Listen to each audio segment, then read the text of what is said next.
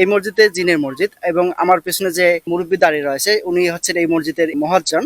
এই মসজিদে জিন থাকে এমন কিছু দেখছেন? হ্যাঁ হ্যাঁ হ্যাঁ, ওই তো দিনের কথা বলছিল, আবার দিনের বলছিল, সেই আসমান থাকিয়া জমিন পর্যন্ত আমাকে খাওয়াবে, সব কিছু দেখাচ্ছে। এই জায়গায় দাঁড়িয়ে ছিল, এই জায়গায় আসমান থেকে সমুদ্র পর্যন্ত আমাকে আসিয়া দাঁড়াচ্ছে যে বাবা আমি থাকবো কোথায়, আমাদের দিয়ে থাকবার মতন আশ্রয় দিয়া তোমরা একটা ভাঙ্গো, বাধা দেই না, কিন্তু আমাদের আশ্রয় দিতে হবে। একটা কবরস্থান আছিল, কবরস্থানের শিকড় দিয়ে একটা পানি পড়ছিল আর কি। এই পানিটা নিয়ে যায় যে কোনো লোক খাইলে একটা মোটামুটি উপকার পাইছিল। এটা বহুদিনকার, আমরা কইতে পারিনি। ব্রিটিশ তো আসিয়ে ভাগ করে দেশ, যখন দেশ ভাগ করছে। যখন লেখাপড়া করছি তখন আপনার বাপের বাড়ি কই? বাপের বাড়িতে বলা যায় না। আপনার বাপের বাড়ি ভারত না? হ্যাঁ তা হোক। বন্ধুরা স্বাগতম জানাচ্ছি নতুন আরেকটি ভিডিওতে। আজকে আমি যাব এক সীমান্তবর্তী এলাকায়, যে সীমান্তবর্তী এলাকায় রয়েছে একটি জিনের মসজিদ।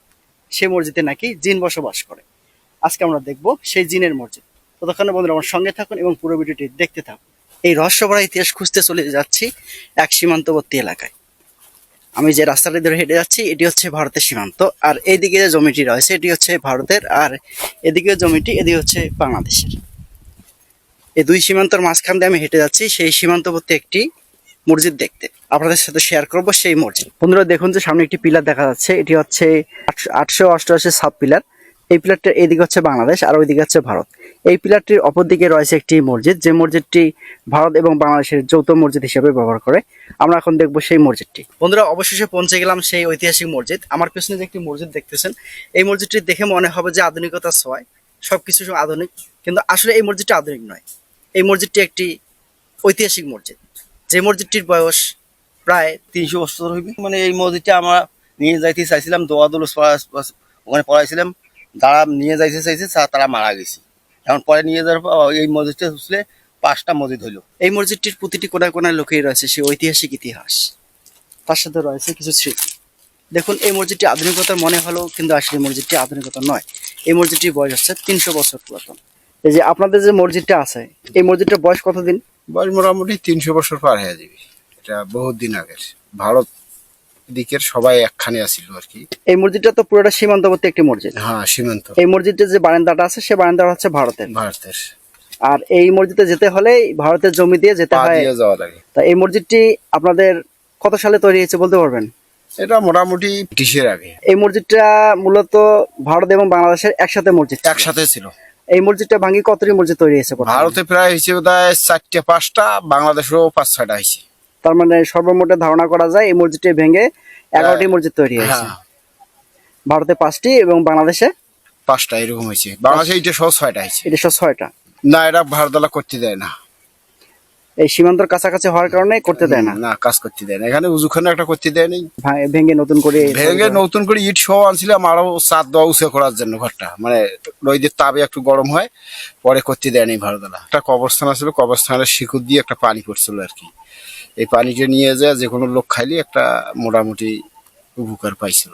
বন্ধুরা আমরা যে মসজিদের কথা বললাম, যে মসজিদ, এই হচ্ছে সেই মসজিদটি। আর এই মসজিদটি যেতে যে রাস্তাটি রয়েছে এই রাস্তাটি হচ্ছে ভারতের। এখন আমরা এই ভারতের রাস্তা ধরে হেঁটে হেঁটে চলে যাচ্ছি সেই মসজিদের ভেতরের অংশে। দেখুন এই যে মসজিদটি দেখা যাচ্ছে, এই মসজিদটি হচ্ছে প্রাচীনতম একটি মসজিদ। কেমন আছেন? হ্যাঁ, যে ভারত থেকে আসলেন দেখি। হ্যাঁ হ্যাঁ, ভারত থেকে আসলেন? তাছাড়া কি করবো, ভারত এখন তো অনেক কিছু করবো। মানে আপনারা চলে যান ভারতে সবসময়ের জন্য? আপনাদের যে এই মসজিদটা আছে, এই মসজিদটা বয়স কতদিন? কার এই মসজিদের বয়স? এটা বয়সের কথা আমি বলতে পারবো না, বহুদিন বসে, এটা বহুদিন। এটা ভাঙ্গিয়া 4টে হয়েছে, আর এটা আমাদের ভাঙিবার মতন কোনো স্কোপ নাই। যদি ভাঙিবার চাই তাহলে ওই সেই জন ওপর থেকে আসিয়া আমাদের বাধা দেয়, যে আমাদের বেড়া যদি বেড়া দিয়ে ভাঙেন তাহলে আমরা আশ্রয় নেবো কোথায়? তার মানে বোঝা যায় এই মসজিদটা জিন থাকে। হ্যাঁ, আমি মহাদানি করি এখানে বাবা, এই জায়গায়। হ্যাঁ, একটু আমার জন্য দোয়া করবেন, আমি কিন্তু খুব নিরাপয় বাবা। এক সময় শুনছিলাম যে এই মসজিদে আমি একটু কানে কম শুনি তো। মুয়াজ্জিন নাকি ইন্ডিয়ান ছিল আগে। হ্যাঁ হ্যাঁ, আগে নাকি ইন্ডিয়ান মুয়াজ্জিন ছিল। আগে হুম। আগে যে মহাজন ছিল মারা গেছে। না, ইন্ডিয়ান মুয়াজ্জিন নাকি এখানে ছিল আগে। ও পয়দার মিয়া ছিল। ওনার পর আর একজন ছিল, তারও এখন মারা গেছে। তার মারা যায়, এখন পঙ্গু হয়ে পড়িয়েছে। এখন আমি এখানে 12-14 বছর থেকে করতেছি। তাহলে এই মসজিদটা ভাঙার কোনো ইয়া করা যায় না? না, যদি ভাঙা দেন তো সেই জন্য ওপর থেকে আসি বাধা দেয়। আচ্ছা আচ্ছা যে আমরা থাকবো কোথায়? আচ্ছা। নিশ্চয় থাকবে, আমাকে অনেক কিছু দেখায় কিন্তু না, তখন এরকম। এটা বুঝে আমাদের যে অবস্থা আছে এই অবস্থা থাকবে, আমরা সারা মুরগি খাবো, খায়া আসিয়ে এখানে আশ্রয় নেবো। এই মসজিদে জিন থাকে এমন কিছু দেখছে? হ্যাঁ হ্যাঁ হ্যাঁ, ওই তো দিনের কথা বলছিল, আবার দিনের বলছি, সেই আসমান থাকিয়া জমিন পর্যন্ত আমাকে খাওয়াবে, সব কিছু দেখাইছে, একখানে নিশ্চয় আমাকে সব কিছু দেখাইছে। এই জায়গায় দাঁড়িয়ে ছিল, এই জায়গায় এখন আসমান থেকে এখন সমুদ্র পর্যন্ত আমাকে আসিয়া দাঁড়াচ্ছে যে বাবা আমি থাকবো কোথায়, আমাদের দিয়ে থাকবার মতন আশ্রয় দিয়া তোমরা এটা ভাঙ্গো, বাধা দেই না, কিন্তু আমাদের আশ্রয় দিতে হবে। এই জন্য আমরা এটা ভাঙি না। এটা আমার এই মসজিদটা আমার মা দিছে। হ্যাঁ, এই বেড়াটা যাহা কিছু সম্পূর্ণ মা দিছে, জমিটাও মা দিছে। মসজিদের বয়স কত? 200 বছর পার হয়ে গেছে, তাই তারও বেশি। আগে কি রকম ছিল? হ্যাঁ, আগে অনেক অনেক পুরানো মসজিদ ছিল। মানে এই এই ঘরগুলো তো আগে ছিল না।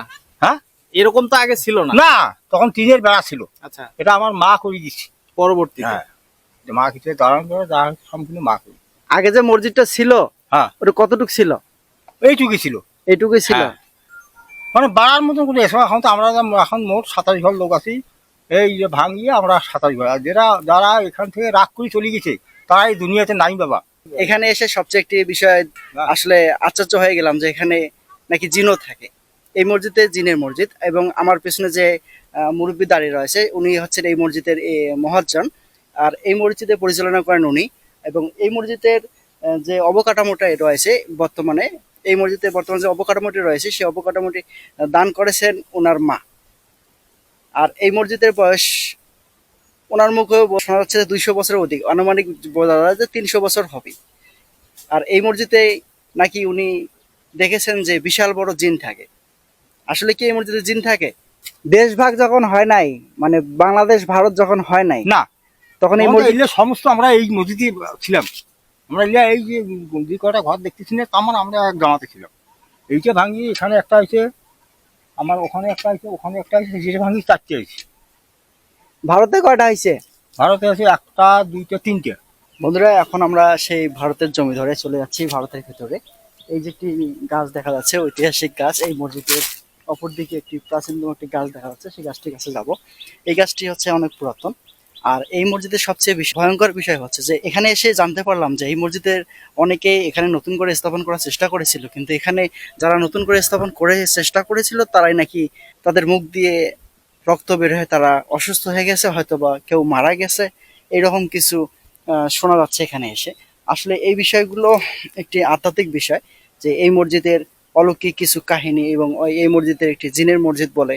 এই মসজিদের অবকাঠামো তা অনেক ছোট, একদম ছোট্ট একটি মসজিদ, যে মসজিদটি বর্তমানে 40 থেকে 50 জন নামাজ পড়তে পারে। আর এই মসজিদটি জিন থাকে, সত্যি কি জিন থাকে? বন্ধুরা কমেন্টে জানিয়ে দিবেন।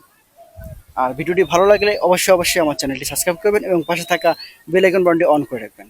ভালো থাকবেন, সুস্থ থাকবেন, আল্লাহ হাফেজ। দেখা হবে পরবর্তী কোনো নতুন ভিডিওতে।